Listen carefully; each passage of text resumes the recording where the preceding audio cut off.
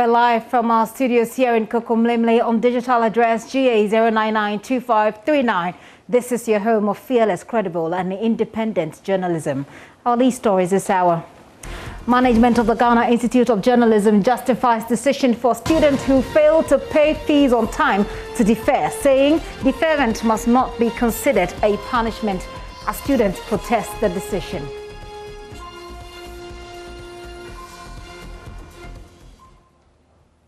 Really? Abba, today, if the Range Rover don't kill us, me have eaten before I came, so I'm ready to die. I'm tired. Me, I'm tired, oh.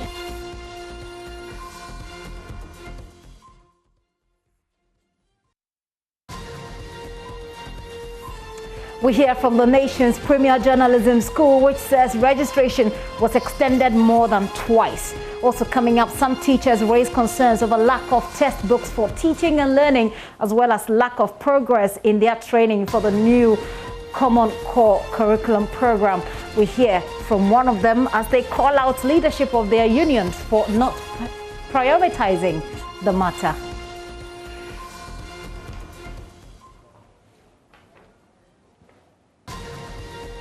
Also coming up later in the bulletin, Kumasi residents fume over persistent power outages. We'll take you to the Ashanti region capital for details. And the Ghana Health Service is reporting 15% decline in the detection and diagnosis of tuberculosis as a result of COVID-19.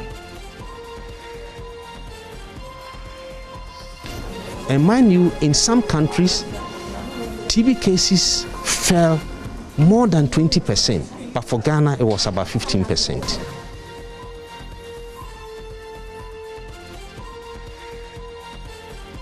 The Pulse is brought to you by Global Communities, Dignilu, Affordable Safe Sanitation. Do join us on DSTV 421, GoTV 144. Remember, we're streaming live on YouTube and our other social media handles. My name is Gifty Ando-Apia. This is The Pulse. Please be my guest.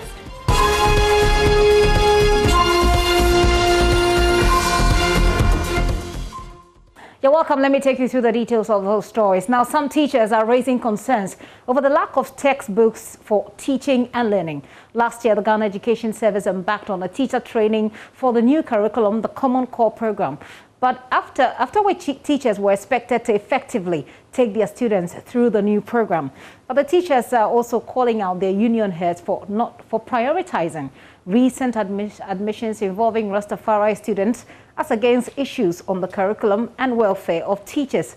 We'll be touching base with the Ghana National Association of Teachers. But first, one of the teachers is speaking to us this afternoon anonymously. We're deciding to call him Prince. Good afternoon to you, sir, and thank you very much for your time.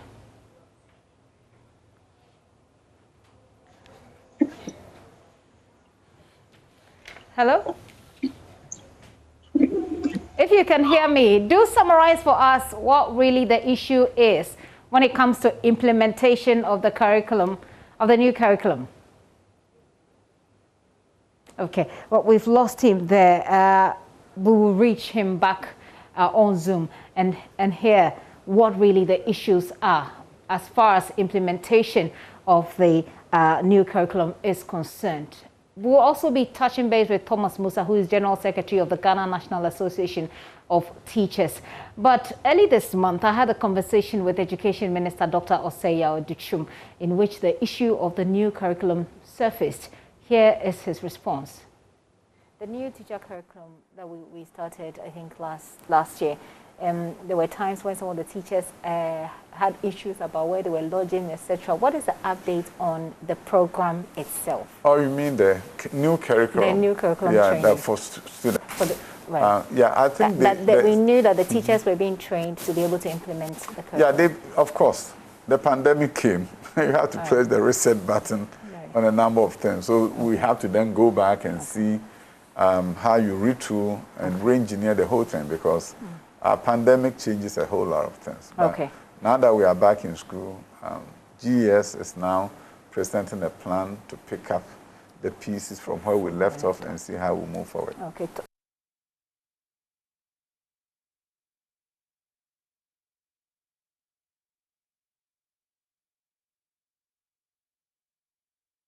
Well, that was my conversation with part of my conversation with the Education Minister. Later on, I'll play to you a part of what he said about a new national teacher policy. But let me get back on the line and talk to one of the teachers who is raising the concern about lack of textbooks. He had indicated earlier he'd appreciate anonymity, but it looks like he's happy to go on without that.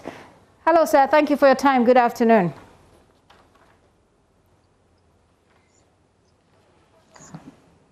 Hello, can you hear me?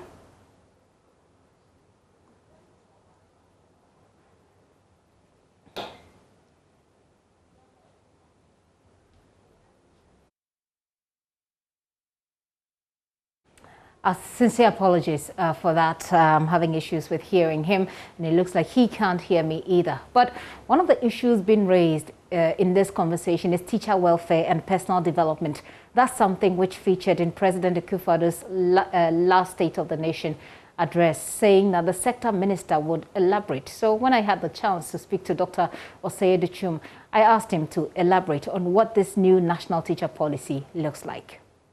National policy on teaching, or national teacher policy, spells out what you do in the teaching space, from training to where you have to recruit, to induction of teachers, equipping them, professional development, issues about their welfare.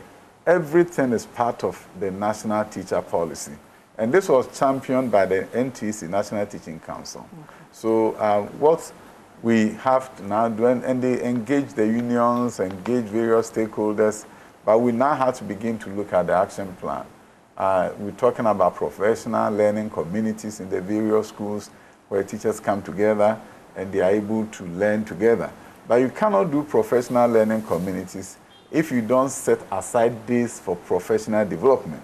You see, in other jurisdictions, you have 10 days during that calendar, the school calendar or the academic year, where teachers meet. Students don't come to school on those days. Okay. If you don't create that opportunity for teachers, you cannot create a professional learning community. Our teachers in this country have had invariably to pay for their own professional development. You know, they have a training during the vacation, they go and they pay for themselves. Now we are saying that that is not how you develop the teaching workforce of the 21st century. You need to give them time. Give them the professional that will go to their various schools and do training with them. And Ghana Education Center have started with the primary schools.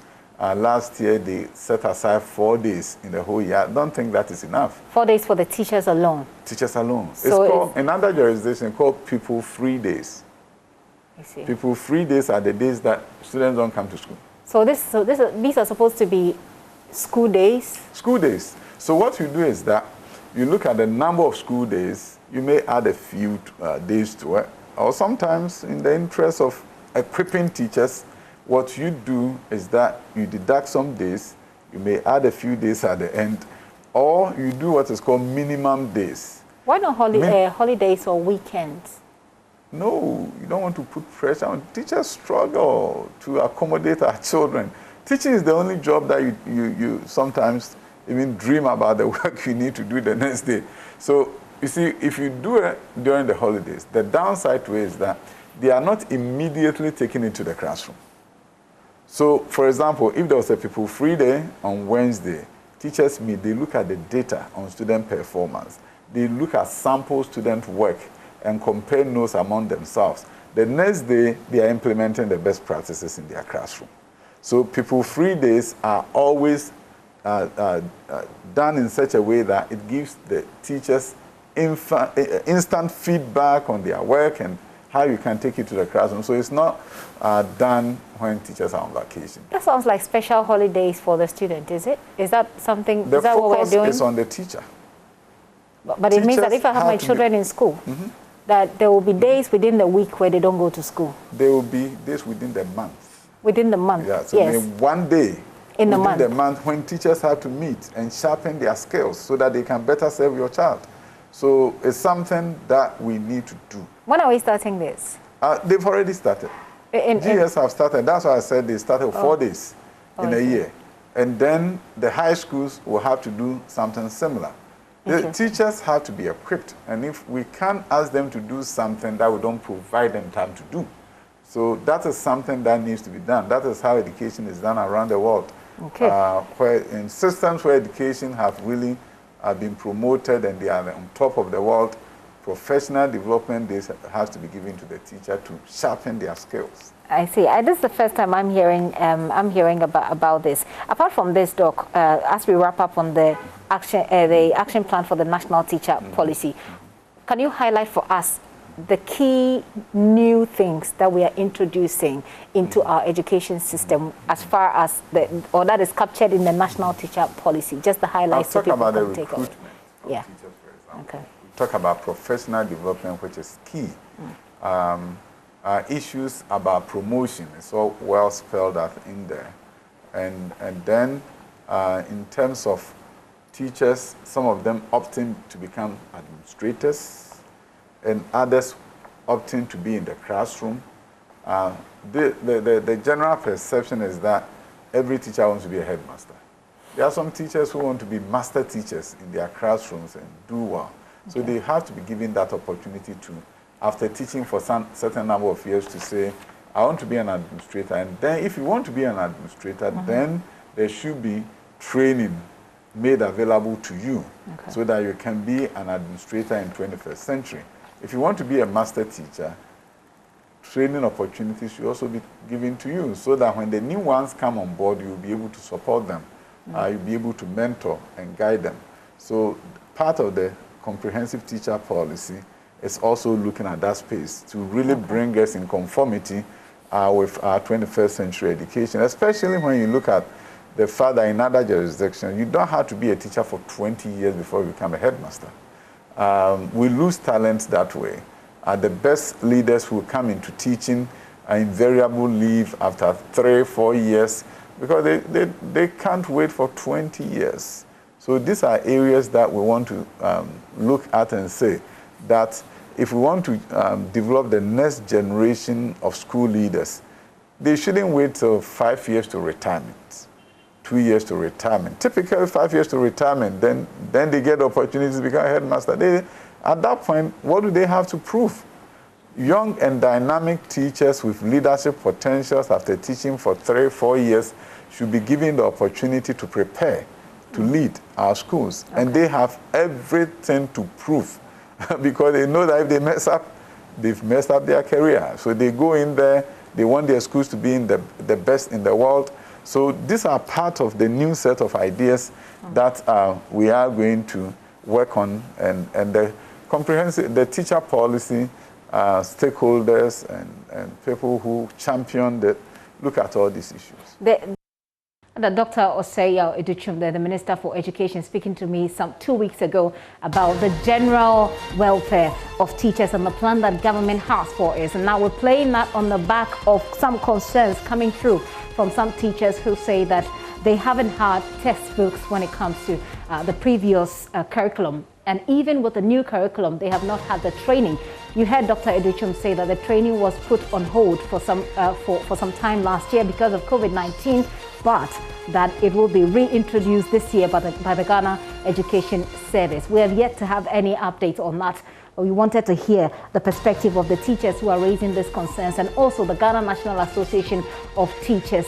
So, I mean, the leadership, which has been called out by the members, saying that they are not prioritizing the issues of teacher welfare. We're trying to read the Ghana National Association of Teachers. We'll take a very quick break here. When we return, we'll continue with that conversation. Do stay with us.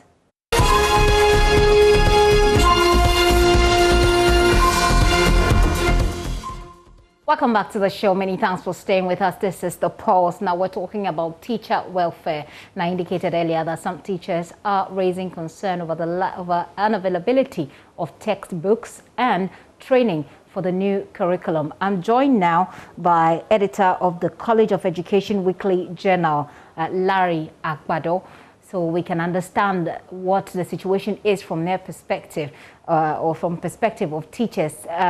Mr. Agbado, thank you very much and good afternoon. Thank you very much, Gifting, and good afternoon to your cherished viewers. Right. So explain to us what the concern is in detail. What is the issue, really? All right, so the issue actually is that teachers are not against the implementation of the new curriculum that has been done by GES and NACA for the past year to two.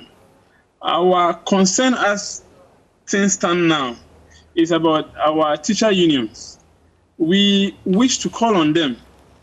And look, there are so many concerns around this curriculum.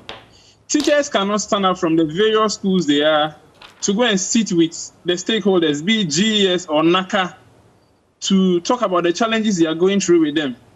We have leaders at the teacher unions, at the front of the teacher unions, who we expect to champion these concerns for us. Okay, so for the past 2 weeks. Right, Mr. Bado, I just want us to deal with the problem and then, you know, the fundamental problem. Then we can talk about the solution and the fact that you have not had enough response, if you like, from your unions. So tell us about the situation. So it is the issue about lack of textbooks as well as the training you need to be able to implement the new curriculum, right? Elaborate. So the first one you mentioned rightly is the lack of textbooks. We have curriculum for the primary schools for the past, I think, a year and a half to two now, where we don't have textbooks accompanying the introduction of the new curriculum for that level. Aside that, also, the junior high schools were also supposed to undergo training for DS. That was in January. But that was kept on hold. Just as you played the minister's interaction, you heard what he said, that due to COVID, that couldn't take place. They had scheduled that for January. However, at the last minute, when we were just preparing to go in for the training, they brought in a concern that, look, we need to spend the 8 weeks ahead to do recovery learning. The 8 weeks is over. We ended that recovery learning about 2 weeks or so. But there's no clear directive on the way forward. So as we speak right now, you go to most schools, and there's no clear directive from the top as to the way forward on what we are going to do after the recovery learning. And these are the concerns we expect our teacher unions to be championing, and not on issues of hair of students. Oh, it's been, what you said, 2 weeks since the 8-week allocated for recovery learning ended. The recovery learning, yes, please. So what is happening right now when you go to school? What do you do? I can't best tell what is going on right now, because as a teacher, you're supposed to prepare your lesson notes. You're supposed to prepare for your lessons before you go to class. But as we stand right now, the time allocated for the recovery learning, which was 8 weeks, ended about 2 weeks ago. It is just appropriate that GES comes out with a way forward. Okay, we are not going to roll out a new curriculum for the junior high schools for now. So go back to the old one we are using. I'm not sure there's anything so much wrong with the old curriculum. We are not having any problem with the introduction of the new curriculum. It's a perfect thing. I spoke to the 2018 National Best Teacher in Nigeria a few months ago, and he said, look, Ghana is doing very well with the introduction of the new curriculum. They even wish they had same. But when you are introducing a curriculum, at least you should add whatever that it comes with. The textbooks. You see, because there are no textbooks accompanying this new curriculum, that is the reason why we have those bad books on the market, which are describing works as a certain category of people. So we expect our teacher unions. My concern is not on GES or NACA.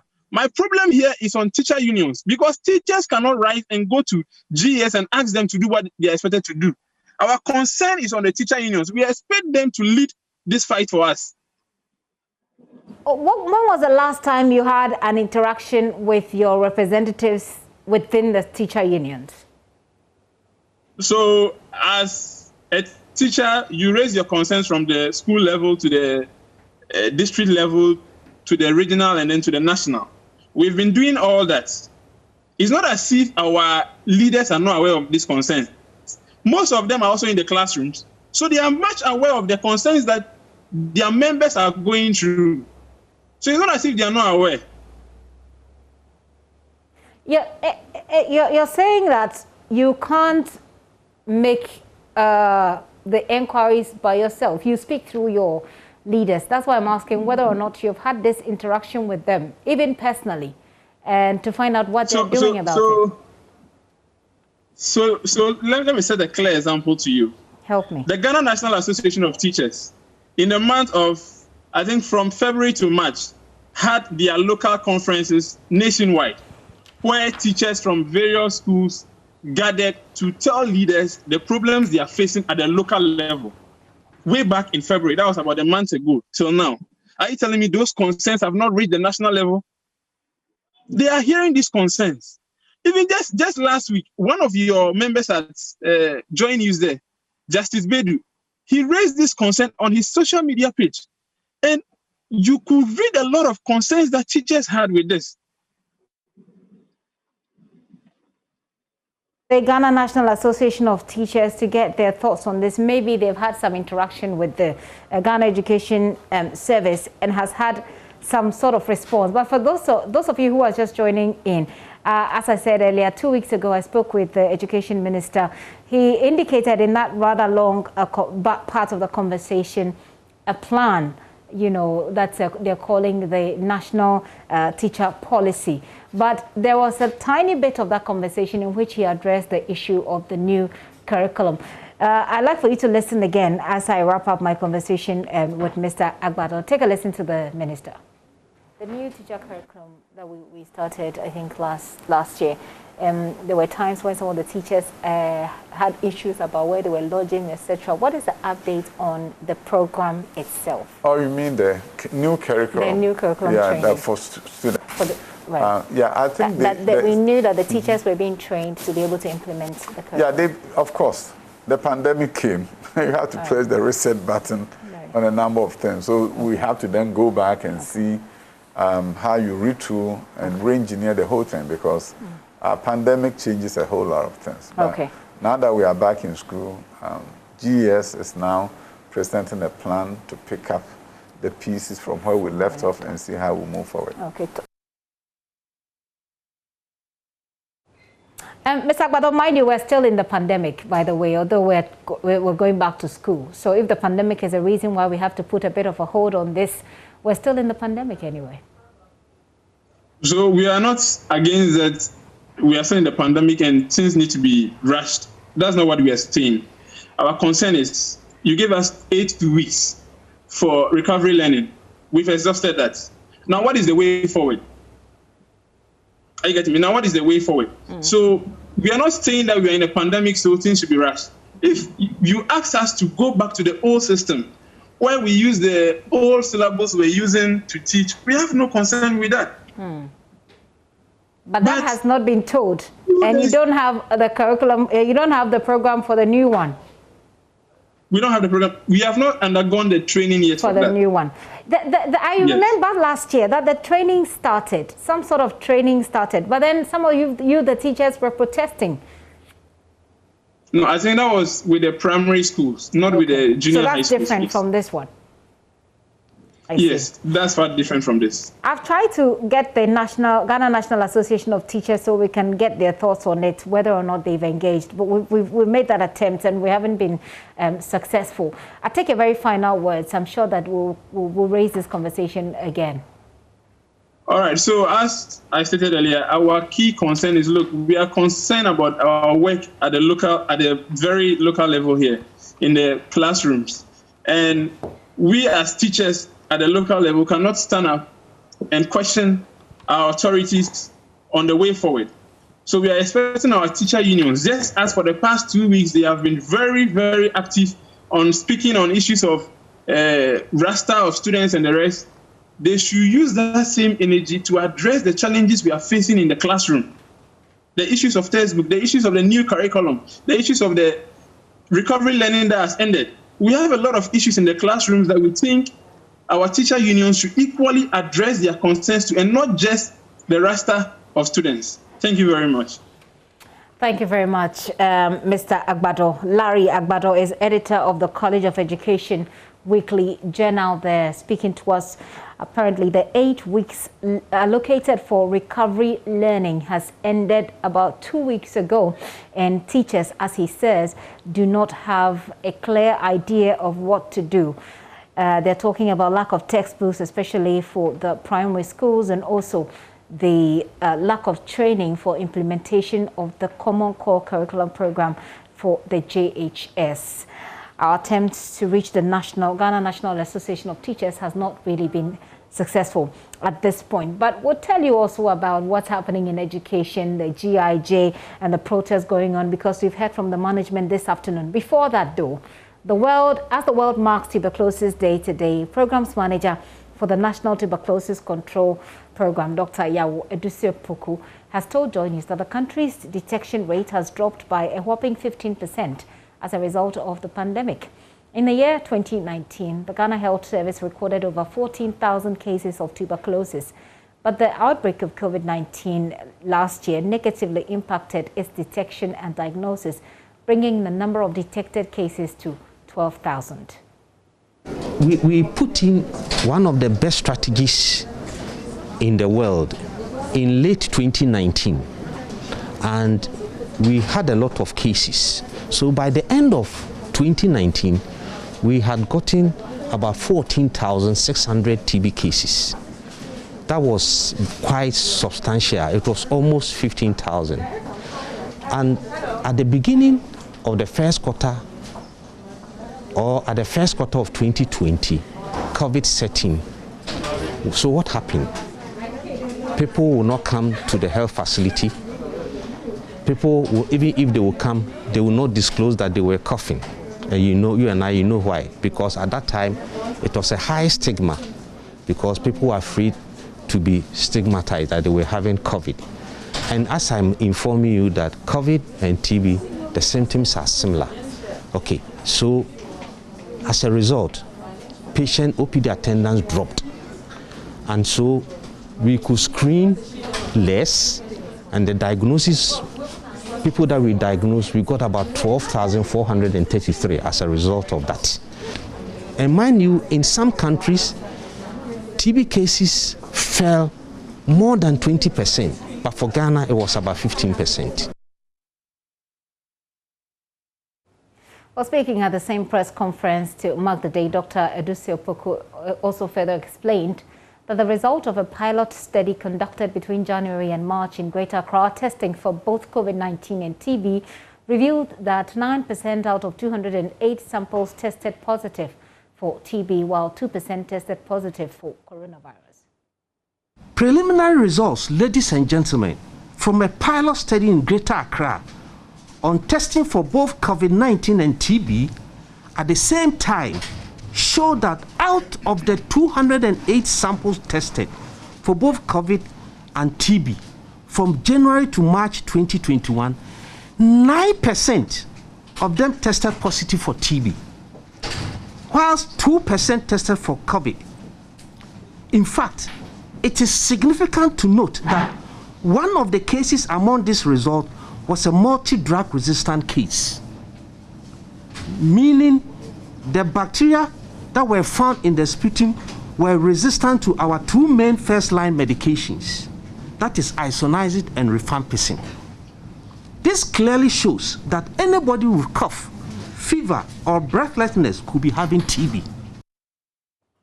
He's therefore calling on Parliament and other stakeholders to join hands in the fight against tuberculosis in Ghana.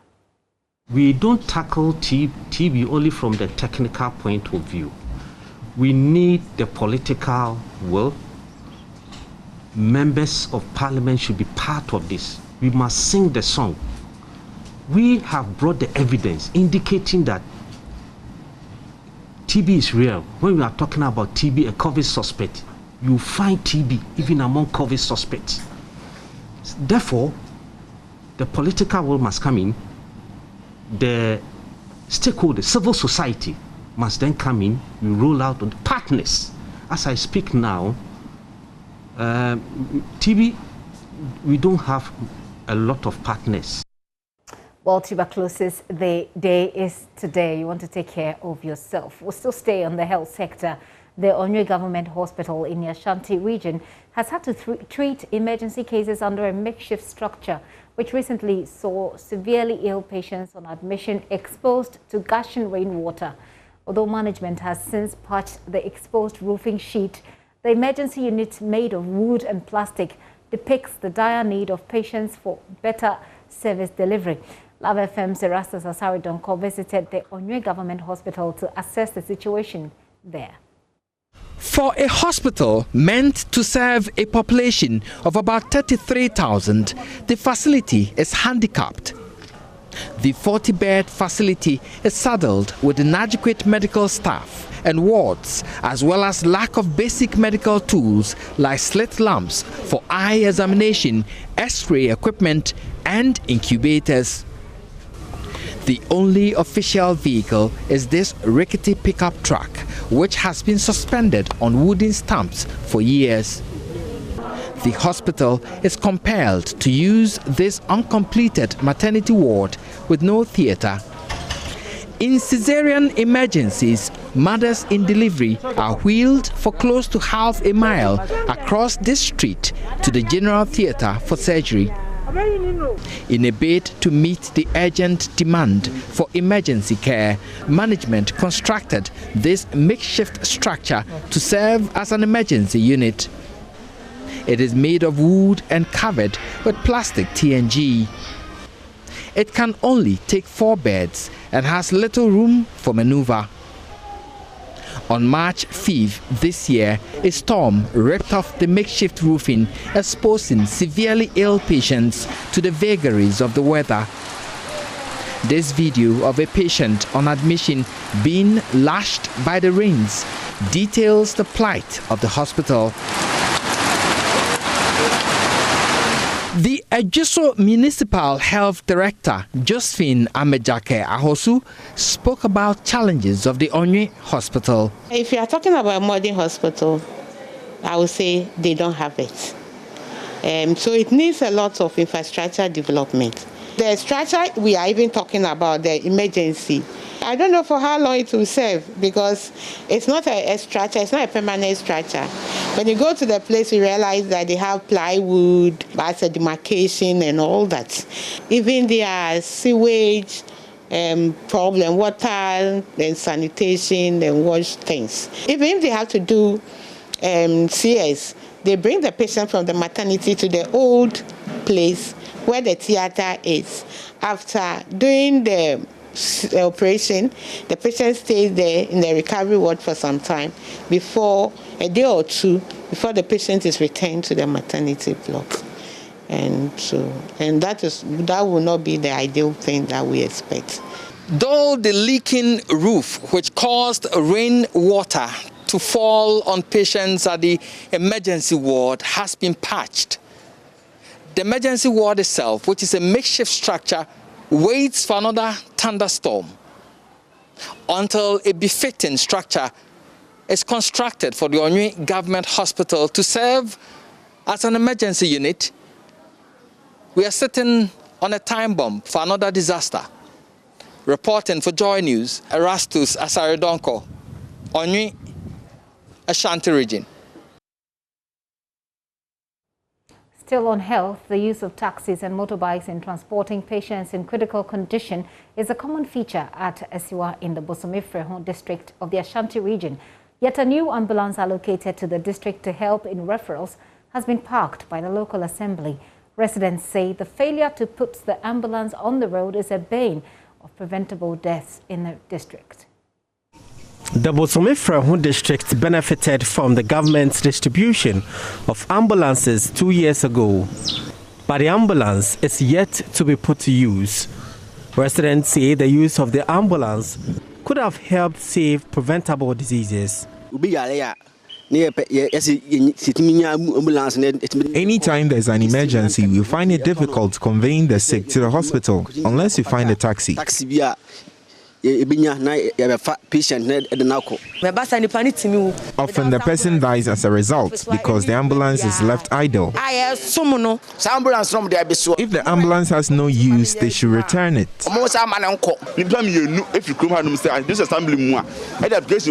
2 people from this district opted for a chance to drive the ambulance, but they were denied. The ambulance is parked at a shed with no sign of movement. The services of motor riders are often sought in transporting patients to and from adjoining health facilities. We find it difficult conveying the sick to the hospital. It is best if the ambulance conveys sick people, especially when they may be unconscious.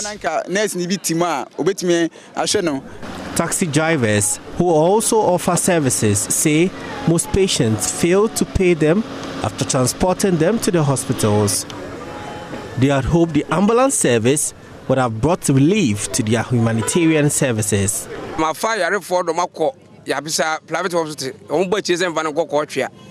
have picked up several people, but none of them survived. If the ambulance was functional, it would have helped a lot.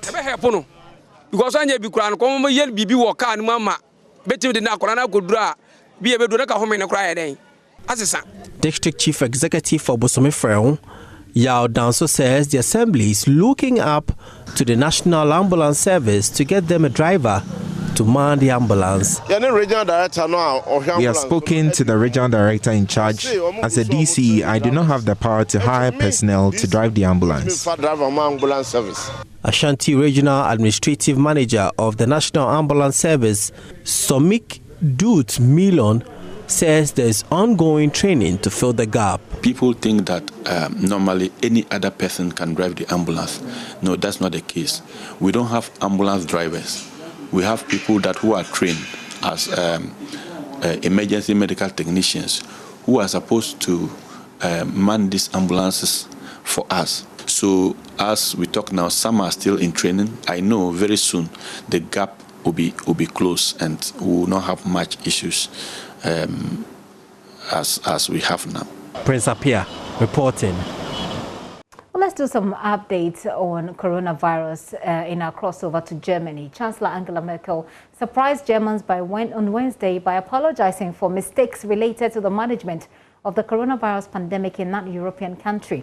Merkel had previously announced a stricter lockdown over the Easter holidays, but after previously unannounced emergency talks on Wednesday and widespread criticism, she surprisingly overturned the decision. For more on this, we're joined from Berlin by Deutsche Welle's political correspondent Thomas Sparrow for our usual weekly crossover.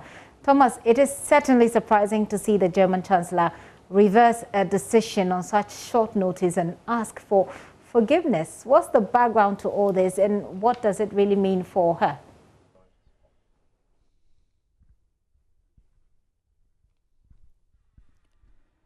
Well, after marathon talks on Monday in the Chancellery, 12 hours long and well into the night, Merkel had announced a slightly stricter lockdown over the Easter holidays, all that to discourage travel and social contact, with churches asked to hold their services online, public gatherings prohibited, and almost all shops closed during those 5 days.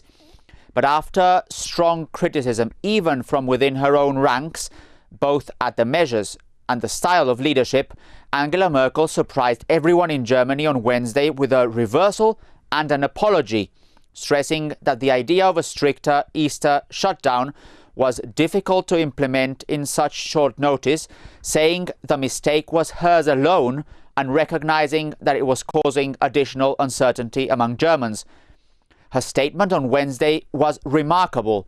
It will probably go down as one of her most memorable and difficult ones in her 15 years as German Chancellor, and it will probably also be mentioned as part of her legacy at a time when Germans are preparing to elect her successor in only 6 months.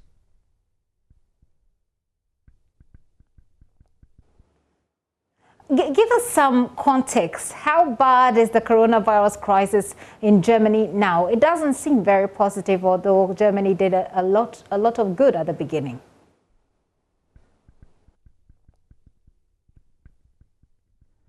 Germany is facing a very difficult time during what has been described as the third wave of the coronavirus pandemic. Infection cases are up to the extent that they're growing exponentially again. There are more active cases.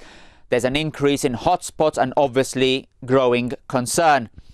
And this concern has to do in particular with the coronavirus variants, especially the B117 variant, which was first found in the UK, which is becoming more prevalent in Germany and is considered to be more deadly, more contagious, and more contagious for longer. And that's the reason why Chancellor Merkel had spoken of Germany basically being in a new pandemic. And all this is happening as Germany rather slowly progresses with its vaccination rollout. Why is it going so slowly, by the way? More than 11 million vaccine doses have been administered in Germany, and this means that over 9% of Germans have received at least one dose, and over 4% are now fully vaccinated. This is slow compared to other countries, both inside the EU and outside the bloc. Part of the problem is definitely related to delivery issues at the wider European level, but Germany's rollout has also been badly affected by bureaucracy, by lagging digitalization, by organizational issues. And that's why leaders met last week in a so-called vaccination summit to try and speed things up. And part of the strategy will involve including GPs and family doctors in the whole process as of April, so that they can vaccinate their own patients. As of now, vaccinations mainly took place in big centralized centers. And officials hope that this will help give the rollout not only speed, but also flexibility.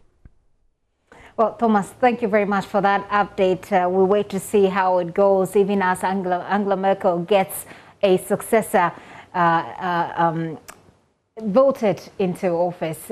Thomas Sparrow is political correspondent with our partners, DW, joining me all the way from Berlin. Well, let's take a look at our own figures here in Ghana. Take you to the Ghana Health Service website, and this is what it looks like for us. So far, we have 106 new cases, which is dramatically lower compared to some a couple of weeks ago, where we were looking at some 400 new cases daily. 106 so far, but the active cases, by the way, 2,911. 2,911. The number of deaths seem to be staggering forward. 734 people have died so far, and this is what the situation looks like here in Ghana. And as you heard, in Germany, they're having their own issues with imposing of restrictions, which unfortunately the Chancellor has had to apologize for. Let me take you to Parliament now. President Akufo-Addo has succumbed to pressure and reviewed upwards the budgetary allocation for Parliament and the judiciary. You may recall that the President, through his Executive Secretary, Nana Asante-Bediatuo, announced a 77 million cedi slash in estimates presented by the judiciary and 119 million from the estimates by the legislature. The Speaker, who was incensed by the budget cut, threatened to block its approval. But the President, in a communication to the House, has crumbled under the threat. Let me get on the phone now and speak to our parliamentary correspondent, Parker Wilson, who's standing by for us on the phone. Hello, Parker. Well, it looks like I lost him, but on the floor of the House today, as Parker reports, the Speaker, communicating the response to the members, said a few things about what government has done, which is the details I'm hoping that Parker would give us when he joins us on the phone. But very interesting development in Parliament there. We're trying to raise Parker back so we can understand how it all happened in Parliament today. Parker, I lost you briefly. Now that I have you, tell us what the Speaker said when this matter came up on the floor. Okay, today. So just to summarize, last week, the Speaker was incensed by a communication which was signed by the Executive Secretary to President Akufo-Addo, that is Nana Asante-Bediatuo, to the effect that the allocation for Parliament and judiciary has been slashed. Now, if you talk about Parliament, for example, it was slashed of about 119 million Ghana cedis, and that of the judiciary was about 77 million Ghana cedis. So the Speaker made the point that President or government does not have the authority to slash the budget estimate. They need to treat Parliament as an arm of government and not like a ministry or an agency. And so for him, he's going to block the approval of the budget if the President doesn't rescind the decision to slash the budgetary allocation for Parliament and the judiciary. So he ordered the committee in charge not to focus or consider the estimate until something has been done about it. So today, just about an hour ago, 30 minutes ago, we received a communication from the President responding to what the Speaker has said. And the explanation in the communication was that we are dealing with COVID, and so we don't have enough resources. And they are asking Parliament to be a bit considerate. But however, the compensation, administrative and operational expenses have been remained in the estimate. But then the CAPEX used to be 170, a little over 177 million. That was the CAPEX for Parliament. Now it's about 117 million. That's according to the Speaker. That one was reduced to almost about 110 million, which the Speaker wasn't happy about. So there has been a slight adjustment upward to the CAPEX, even though it doesn't meet the expectation of the House. The Speaker believes it is enough or it's okay. Help us understand, what is CAPEX? Capital expenditure for Parliament. Capital expenditure for Parliament. Right. So that is CAPEX. Yeah, capital expenditure. So even though that's been adjusted slightly upward, it is not enough. But however, the communication explained that they will make amends in the media budget review. So the President appealed to the Speaker to be a bit considerate and accept those new offer. Same was given to the judiciary as well. The judiciary initially was about 470 million. That was the estimate. And the President slashed it to almost about 190 million. Now, as we speak, there's been an adjustment to 437 million Ghana cedis. And so that is equally okay for the judiciary. So the Speaker of Parliament, Alban Babin, after receiving or communicating the communication to members of the House, then directed the committee in charge, that is the Special Budget Committee, to quickly consider the new estimate so that at least Parliament can now approve it when they submit their reports to the House. So that is the information we received from the Speaker just about 30 minutes ago. I bet there was no opposition to any of these, Parker. What else happened in Parliament? Not at all. When the Speaker read the communication, he just called the leadership to continue with the business of the day. So they all continued with what they were doing earlier before he suggested to read the communication.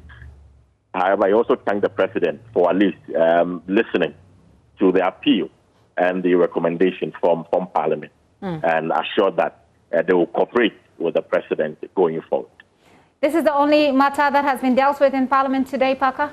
Well, so far, the matters that have come before the House is essentially about the budget estimate and the report from the various committees. So we have received for roads and transport, mines and energy, the civil service that has also come before the House for consideration, which have all been approved. So all these budgetary allocations have been approved for these various agencies of ministry.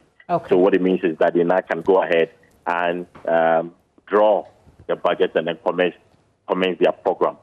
And as I speak to you, Parliament has went on the suspension for 1 hour. So they are expected to return almost over 5 p.m.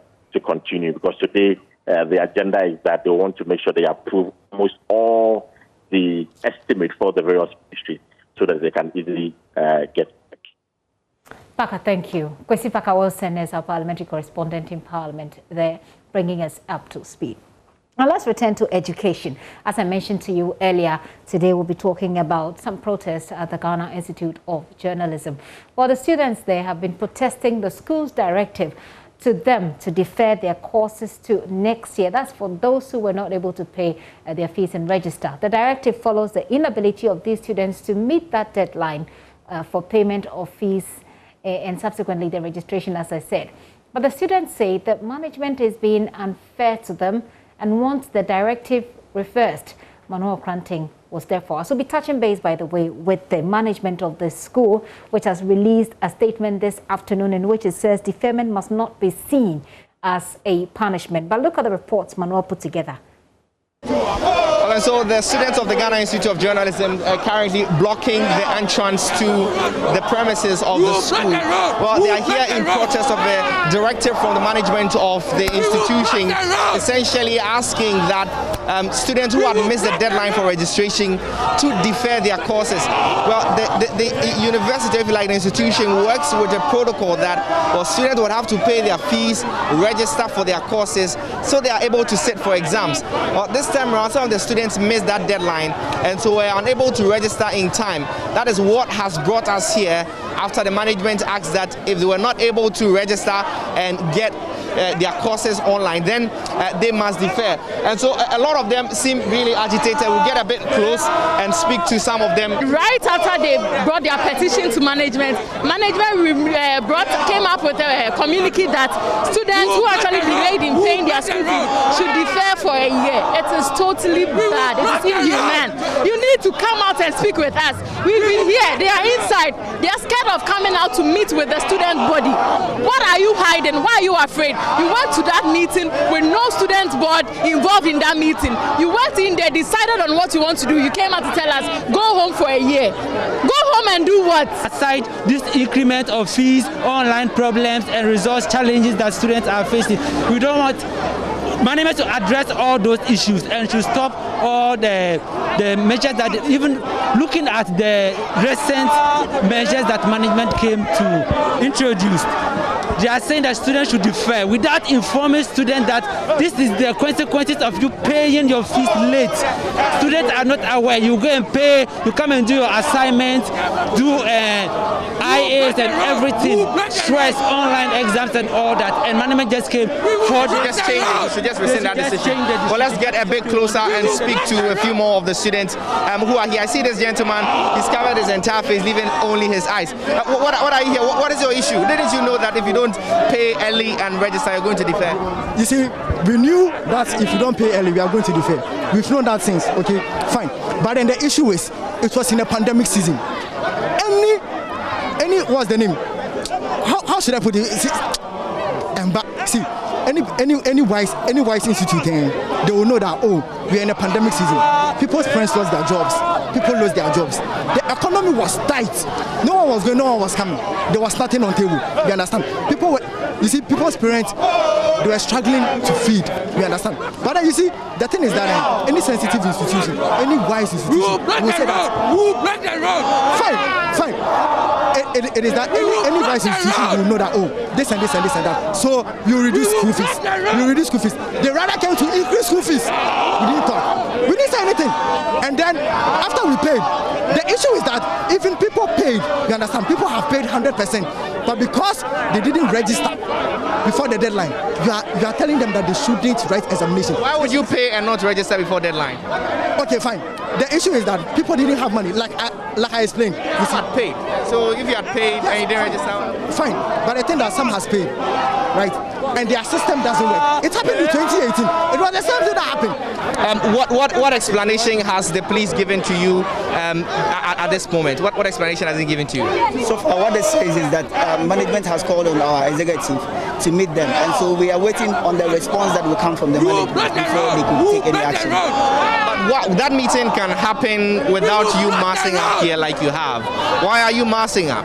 This is our main campus, and the meeting is taken at the new campus, and so we expect that our presence at the main campus should deter them. That we're actually serious about the steps that we are taking, and that's why we are present at our campus. They should have that dialogue for long. They didn't have that dialogue, and why are they calling for us now? They are standing here and not going anywhere.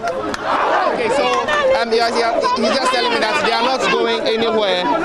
If the police officials are not going to allow them inside, they are also not leaving here. By convention, if a student pays after the deadline, the student is required to pay a penalty of 200 cedis.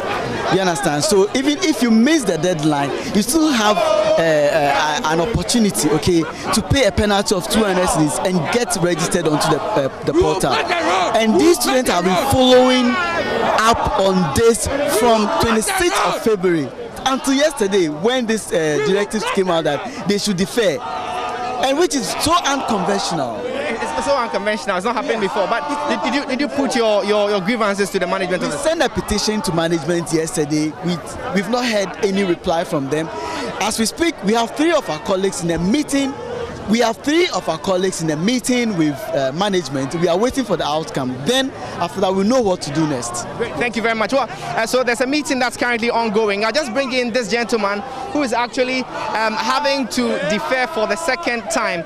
This gentleman, missed the deadline for the first time and went away from the school, came back this year, and is having to defer again. Tell us, I mean, you've missed it before. How are you missing it again?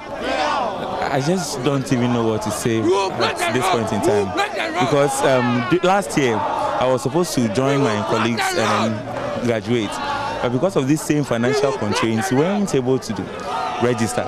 And now that we deferred willingly, we have come back saying that we want to continue the course.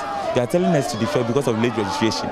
I personally didn't register after the deadline. I had paid my fees, everything intact. But selection of the courses to make sure I had everything intact was the problem. And here, communication is very bad. Sometimes even you have to be going up and down just to hear a positive response from them when you put a petition to them. Please understand. So financial constraints got you to miss the deadline last year, and you've missed it again because of financial constraints. Yes, please. What are you going to do now? Right now, I don't know, but I wish they would open a portal for us to register and then continue, because it's very painful. Other than that, our dreams will be shattered. So he's making the point that their dreams may be shattered if this particular directive is allowed to hold.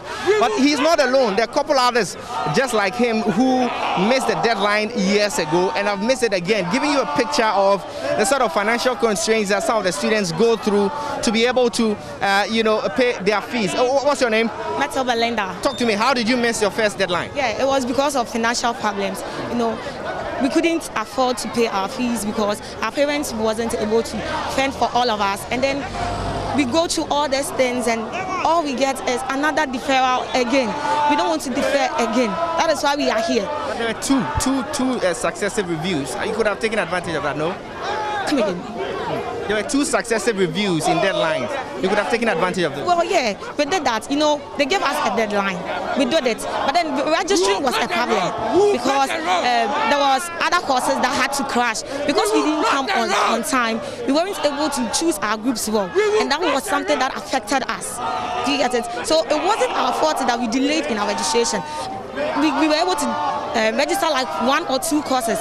Then the 3rd, 4th, 5th said we couldn't register. It's not your fault. It wasn't my fault. That's what they are alleging, that it's not their fault, but they're having to bear the brunt of the repercussions anyways. And that's the situation here from the Ghana Institute of Journalism. There's a meeting that's currently ongoing between some select leaders of the students and then the management of the school in the other premises of the school, which is at Jowlu. So we are monitoring that meeting also, and we'll bring you updates on what comes out of that meeting. Manuel Cranting put that together. Joining me via Zoom is Head of Public Relations for the Ghana Institute of Journalism, Daniel Machato. Mr. Machato, thank you very much for your time. Good afternoon. Good afternoon, my sister. Right. So, first of all, this is pretty unprecedented. I've studied in that school for 4 years.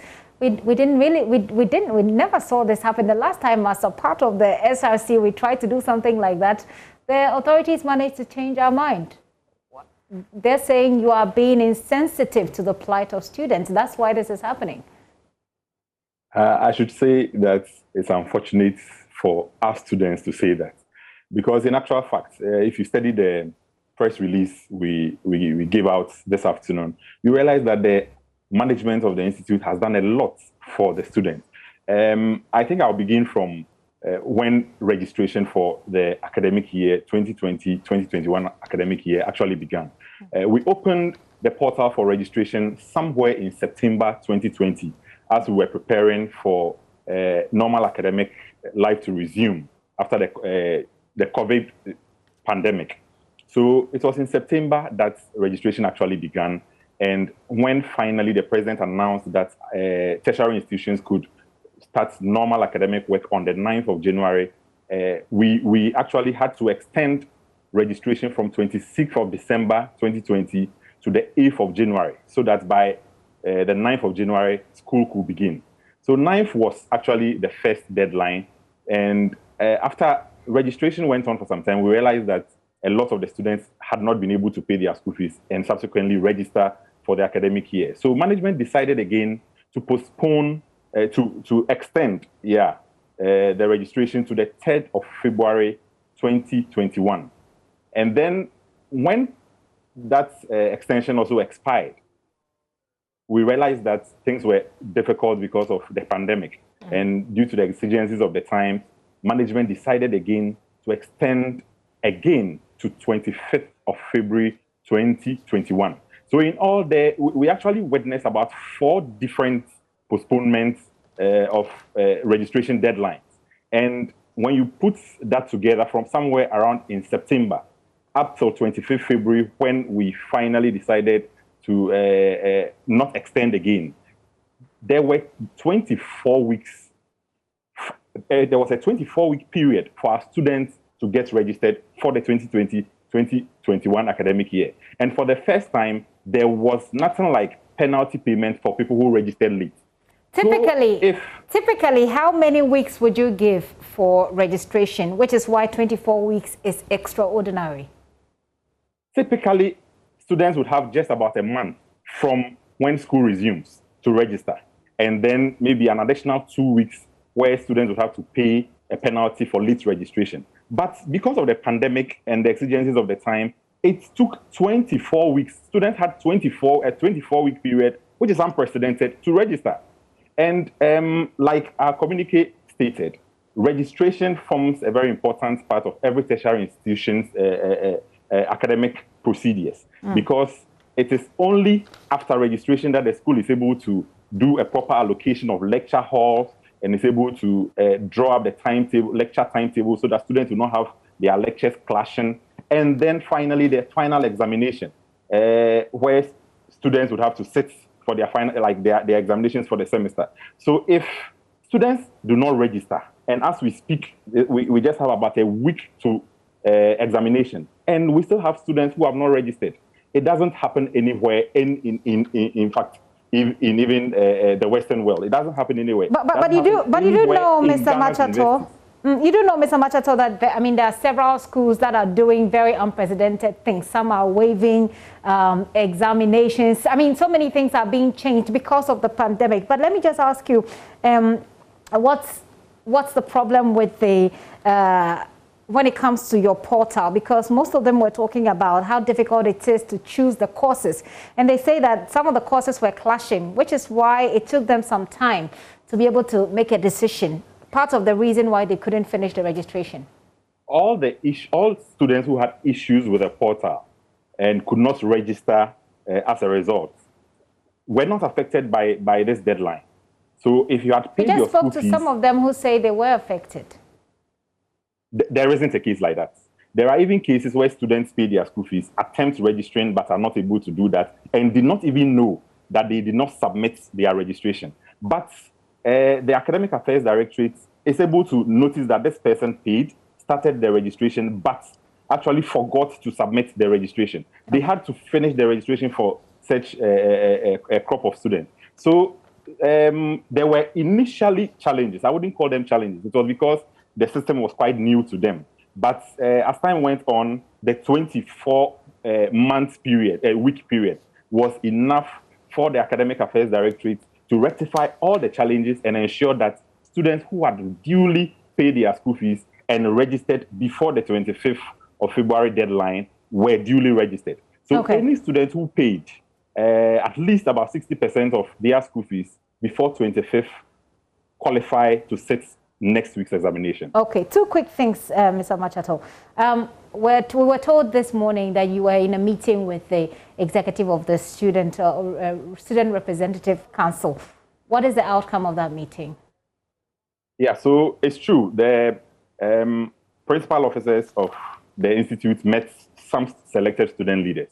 And what came out of the meeting was that, this decision was taken by a larger group of management.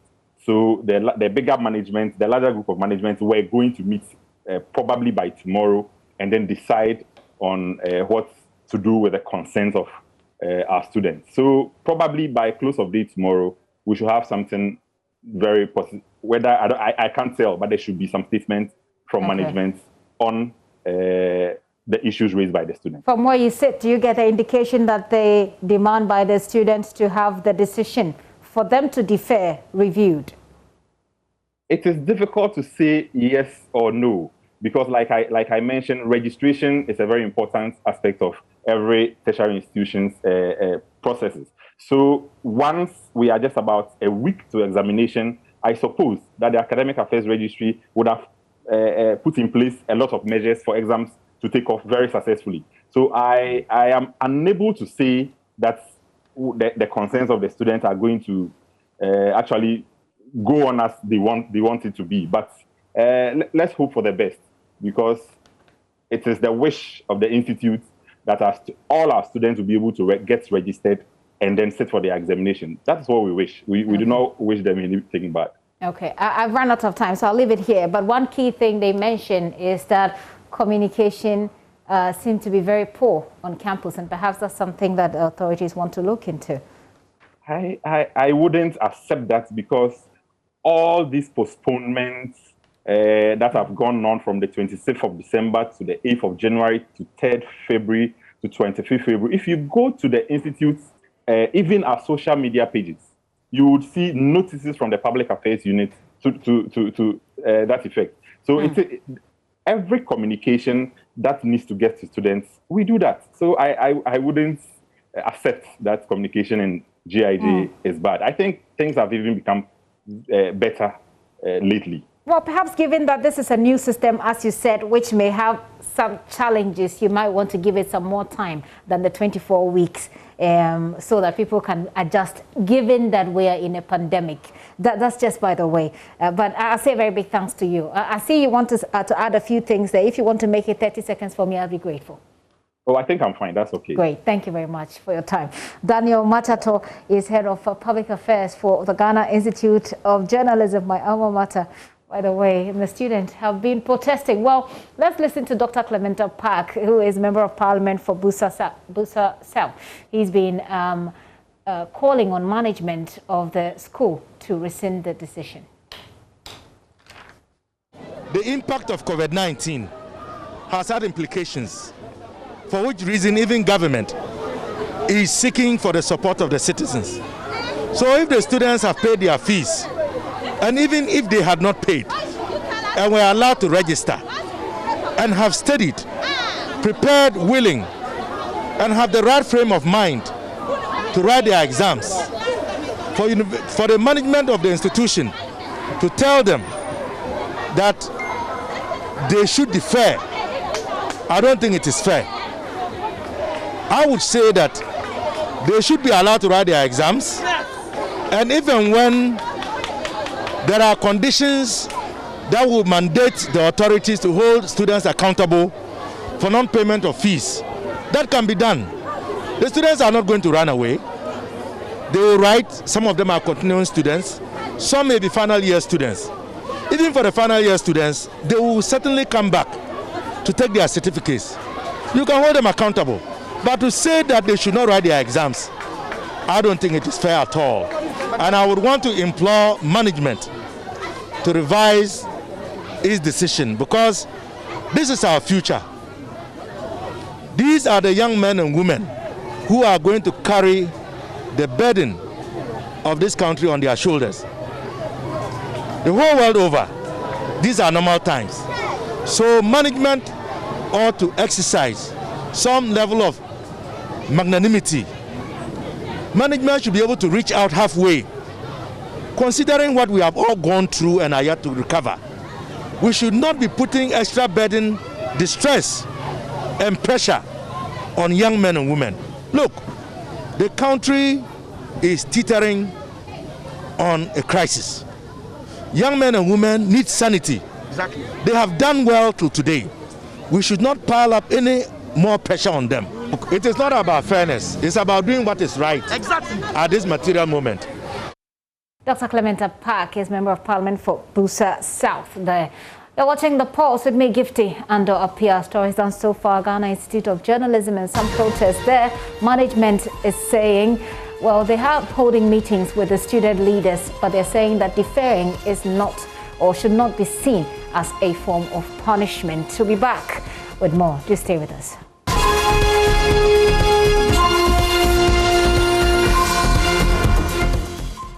You're welcome back. For decades, chieftaincy disputes and land litigations have fueled conflicts in the northern part of Ghana, hampering developments there. Despite efforts by government and individual organizations, the region still battles to sustain the peace. Non-governmental organization Star Ghana, as part of efforts to develop a lasting solution to recurring conflicts in the area, has set up a Conflict Security and Stability Fund in Northern Ghana project. The 2-month pilot project will focus on developing a roadmap for coordinated advocacy on peace, security and stability by state and non-state actors in the region. I have here in the studio the project manager, Momin Motaro. He's a project manager for this one. Mr. Motaro, you're welcome to the show and thank you for your time. Thank you for having me. It's very interesting what this fund has been put together. But give us a mental picture of exactly the outcomes you are looking to pursue apart from the roadmap, because subsequently we can break it down what you're looking to do with this roadmap. Right, thank you very much for having me in the studio. So basically, as you rightly pointed out, the ultimate objective of this particular pilot project is to develop this roadmap. Okay. And so the reason being that, for some time now, both government and non-governmental actors have been involved in one way or the other in playing their part to ensuring peace and sustainability, stability in northern Ghana. But different actors have been working in silos, so you have actors who are working to accomplish the same objective, but their activities are kind of disjointed. Okay. So the synergy is lacking. Everybody is sitting in the comfort of their corner and doing what they feel is right.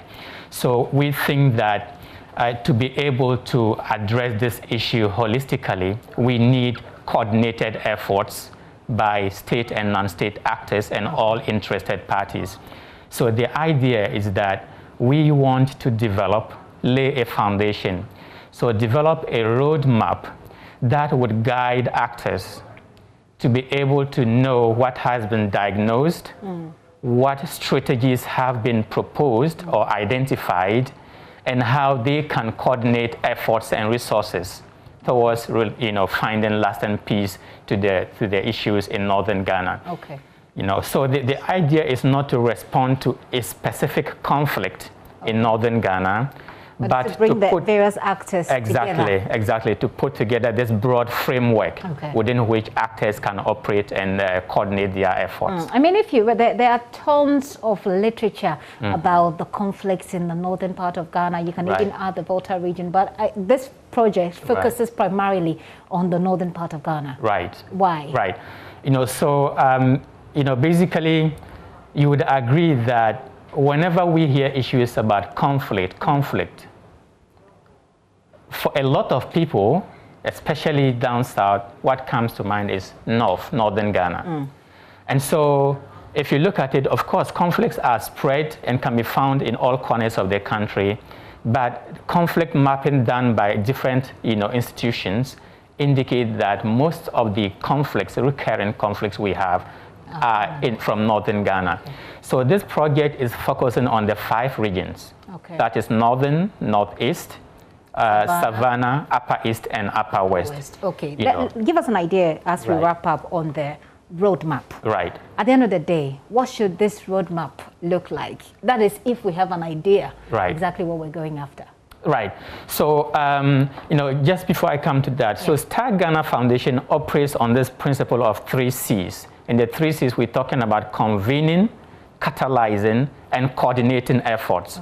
So this roadmap, which is built on the Northern Ghana Development Summit or the previous Mole series, the idea is that we want to have this framework that can always convene people, like-minded people, you know, kind of coordinate our efforts to catalyze actions. So the roadmap is going to be a document that has been put together with strategies, because the drivers of conflicts would have been identified, which we have done at regional convenings, culminating in a national convening today at Alisa Hotel. So once we have the drivers identified by stakeholders, then we have the strategies that have been discussed and agreed to. So you have this in the roadmap such that whether existing or new actors, when they come in and they have any intervention, there is this document which is more like, less like a blueprint that they can easily refer to, see actors, what people are doing, which issues they are responding to, and then where there are gaps for them to fill in. So the roadmap is also trying to look at institutional gaps and how we can strengthen institutions like the National Peace Council and other actors that are already on the ground.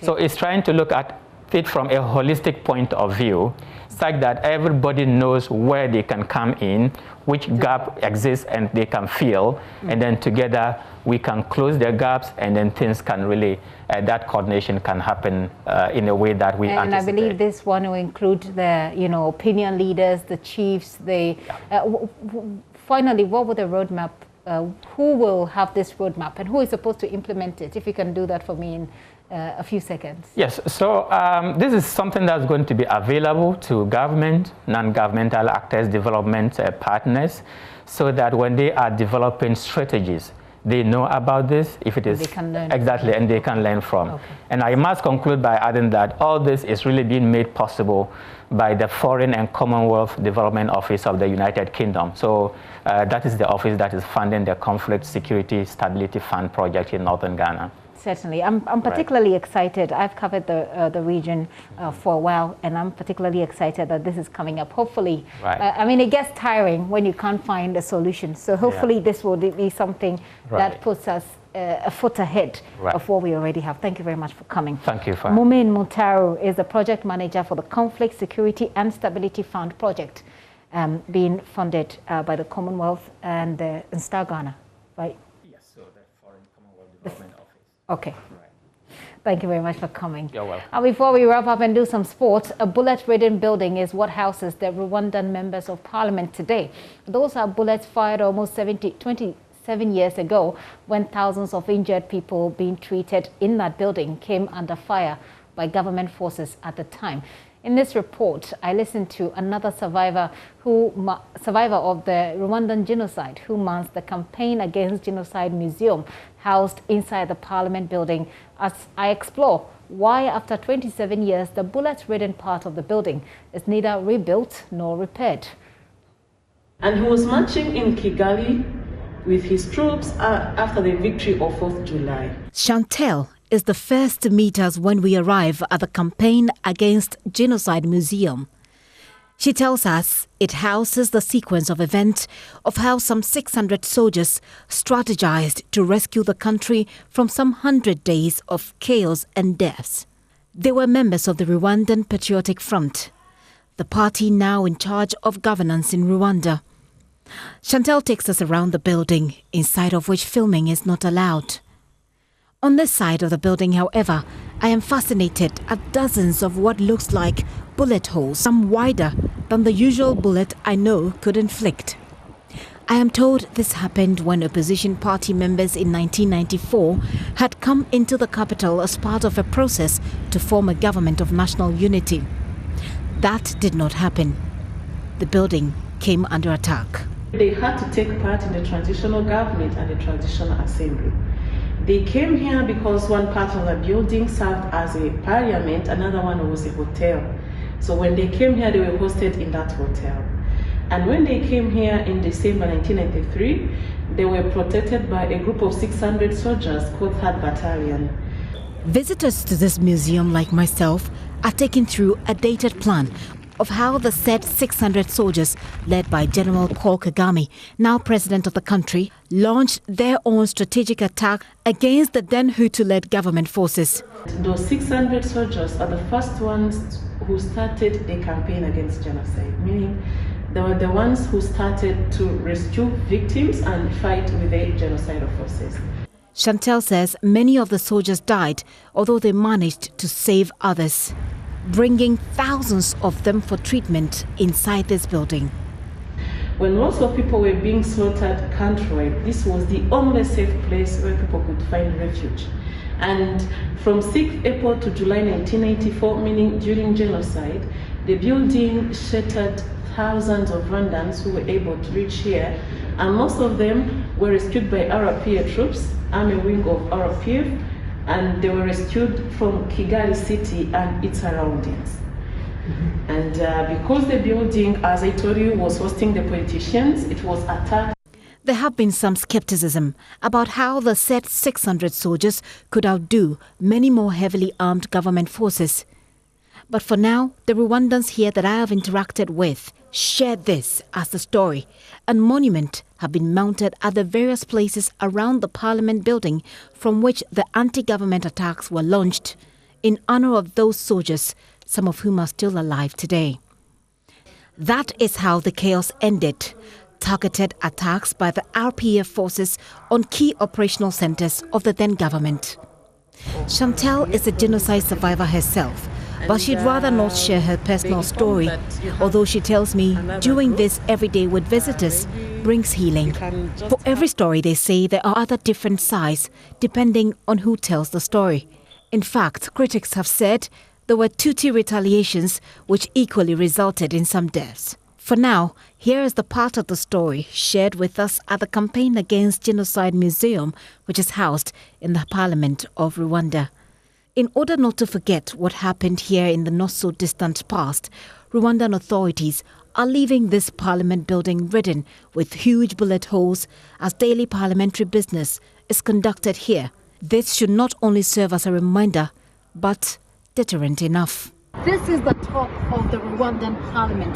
This is not just a house where they make laws, but it is a symbolic building for the Rwandan people. 27 years ago, on top of this hill, was when the rescue mission was launched to rescue the country from anti-genocidal forces. Also, in this building, thousands of people who were injured were treated right here. 27 years on, the country is looking ahead to a better future. Gifty Andropia, JoyNews, Kigali, Rwanda. And we'll be doing sports soon, but the Vice President's office has today issued a statement distancing himself from some posters projecting him as candidate for the NPP flag bearership for 2024 elections. The posters from supporters of Alan Chemating and Dr. Mahmoud Baumia attracted condemnation from party leadership, which said the two leading possible contenders were not playing by the rules. Well, it's been difficult to find anyone from either side for a comment now, but we have a party person whose recent article focused on how candidates interested in succeeding President Akufo-Addo can run their campaigns without scuttling the party's chances at the polls in 2024. Mr. Bachman is a former executive member of the NPP and is joining me on the phone with a very quick one. Mr. Bachman, good afternoon. I'm sure you've seen the ongoing underground campaigns. What do you make of it? Hello. Yes, Mr. Bachman, if you hear me, what do you make of what's going on right now? Is it in relation to the statement that has been issued by in relation the to everything, the secession plan and what looks like an underground campaign? For me, it's quite disturbing. What is happening is not something that should be tolerated by the party national executives. If you quite remember, immediately after the election, there was an invasion I call it political invasion on social media, where supporters of a particular potential candidate invaded the social media with his posters and all sort of things that, for me, were not good for the party. So how can the two candidates, you think, in a few seconds for me, conduct themselves in a way that you believe will not hurt the party and that will not, create unnecessary bickering within the party? Well, I've cited a statement from the Office of the Vice President, and for me, the statement is incomplete. I see the statement to be incomplete because in the statement, for example, the Vice President is only saying that it's not,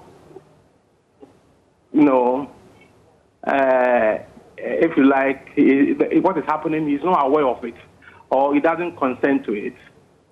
For me, it's not enough. If we really don't want this thing to go on, what we need to do is that after issuing the statement, then you say, therefore, they should stop doing it. To just say the Vice President doesn't support what is going on or he doesn't bless it, it's not enough. What it means is that they can do it without his consent. To say that he doesn't consent to it is to suggest that they can do it without his consent. Okay. Because they are doing it. They are doing it. If you go to the ground, what is happening is that we have these groups. We have the Baumia movement. We have the Baumia Traso group. So for you, this is not enough. You'd expect that the Office of the Vice President will do much more to prove that they're not in support of this. I'll have you... I'll have to apologize to you. I've run out of time, and that's all I can allow for now. I'm sure we can have this conversation another time. Thank you so much. Ebenezer Bachman there is a former executive of the party. Hello, good evening, and welcome to the sports segment here on The Pulse with me, Oreku Ampofo. Well, Ghana would be playing South Africa tomorrow in a fixture that has gained more importance because Sudan did beat Sao Tome just this afternoon. So what it means is that Ghana, South Africa, and Sudan are all on 9 points. Now, tomorrow, Ghana would be facing the Bafana, knowing that 3 points would secure qualification to the Africa Cup of Nations. But it would be a difficult task, and that's because there would be the absence of key players, including Captain Andre Ayew, Thomas Partey, and Jordan Ayew. And we stepped out on the streets. That's Joy Sports' Elon Benar, and he's been speaking to Ghanaian fans ahead of tomorrow's encounter and how confident they are, especially without some of our key players. I feel like if the senior players know then I like the for hold the match because somebody no go sweat, then later somebody go can chop. You see, the local players go qualify their team, then right now it go reach some level, then they go drop them. Where like the seniors today, they will by this time no head to go talk say head because of a friendly match or local match. You understand? So that thing will for stop. If the guy play well and he qualify that, make him play them move forward. That be all. Do you have any score prediction in mind for tomorrow's game? We have 2-0. Oh, I'm expecting Ghana to win. If we don't win, yeah, more draw. The is that they should do well so that the nation will support them. Because Ghana here, our enjoyment is football. So we are praying that everything will make successful. And the coach must be done well, and the player also must be done well. Because that is their professional. So we are praying for them. Any score prediction in mind? The what? Any score prediction? Score prediction? My prediction is Ghana will win. That's my prediction. It's like 2 goals or 3 goals. It's okay. Oh, I mean, using the local players is not a problem. All our prayers is that Ghana will win. That's all. We want to qualify. So whichever player that will use that, we will qualify. It's not a problem. So we are all praying for them and we are all supporting them. Any scoreline in mind? Oh, scoreline, 2-1 or 2-0 is okay. We want to qualify, so you have to win at all costs. Yeah, that's all. I'm expecting Ghanaians to score 4-0 between that nation that they are going to meet. Yes, and one thing about Ghanaian players is that they have confidence, and as a result of that, they'll start very good, but the end it will turn in the other way around. So I think God willing tomorrow they have to predict that thing, they have to prevent it, okay? So that everything will go on well. I'm praying they should win, they should work on it, like they should, I don't know how to say, but they should win, they should work hard, they should play it hard, they should focus on the ball, and God wish them all the best. Thank you. What's the score prediction? Score prediction in mind? I think 3-0.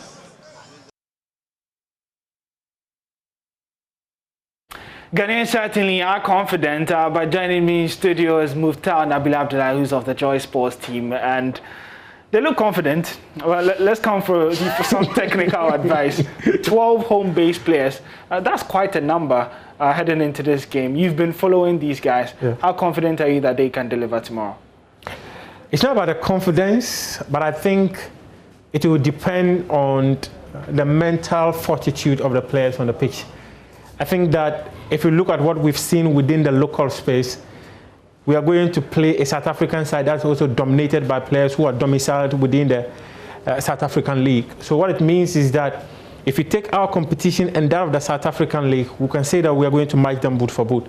However, we've noticed that in terms of technicality of the South African side, they seem to be a little ahead of our players.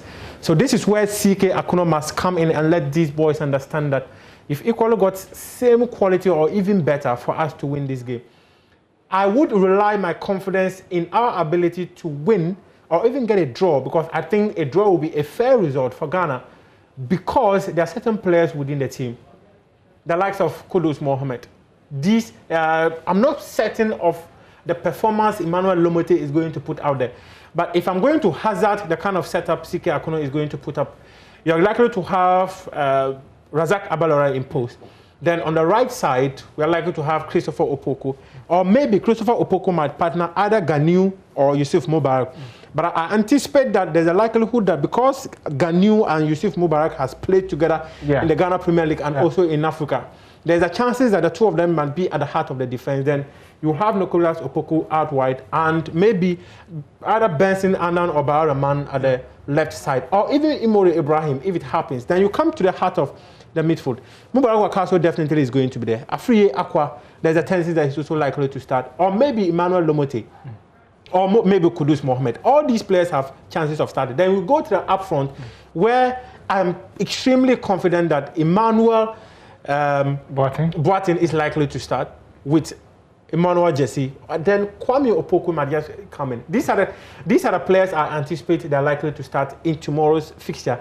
Looking at the threat that South Africa is going to possess, I think that they'll come at us very wide, and we need to narrow the pitch for them. Narrow the pitch in just about 10 seconds. If CK goes to this lineup, what scoreline do you expect? A draw would be a favorable result for Ghana. It's reached that point where Ghanaians are even hoping for a draw, and that's because of the circumstances of the group. If Ghana gets a draw, the Black Stars move to 10 points, South Africa on 10, Sudan on 9, ahead of the last round of fixtures, where Ghana plays Sao Tome and then South Africa face Sudan. So certainly Ghana's chances would be indeed higher. Tomorrow we'll be previewing the game throughout the day, so do make a time to look out for that as well. My name is Oreko Ampofo, and that wraps it up for the sport here.